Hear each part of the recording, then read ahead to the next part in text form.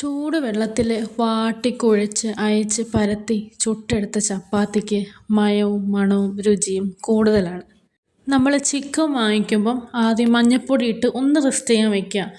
ശേഷം അത് വീണ്ടും കഴുകി ഒരു അലൂമിനിയം പാത്രത്തിൽ മുളക് പൊടി, മഞ്ഞൾപ്പൊടി, മല്ലിപ്പൊടി, കുരുമുളക് പൊടി, ഗരം മസാല ഇട്ട് നന്നായിട്ട് മിക്സ് ചെയ്തിട്ട് ഒന്ന് പറ്റിക്കാൻ വയ്ക്കുക. അതായത് ലോ ഫ്ലെയിമിൽ അല്ലെങ്കിൽ മീഡിയം ഫ്ലെയിമിൽ ഒന്ന് പറ്റിക്കാൻ വേണ്ടിയിട്ട് വെക്കുക. അപ്പോൾ ഒന്ന് കുക്കായി വരും, മീഡിയം കുക്കായി വരും.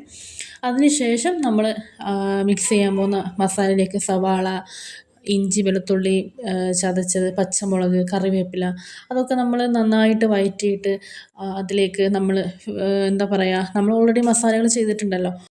ശേഷം കുക്കായിട്ടുള്ള ഈ ചിക്കൻ എടുത്ത് നമ്മുടെ മസാലയിലേക്ക് ആഡ് ചെയ്തിട്ട് നന്നായിട്ട് മിക്സ് ചെയ്യുക.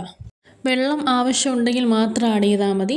നന്നായിട്ട് മിക്സ് ചെയ്യുക. ശേഷം കുറച്ച് തൈരും കൂടെ ആഡ് ചെയ്യുക. ഭയങ്കര ടേസ്റ്റ് ആയിരിക്കും.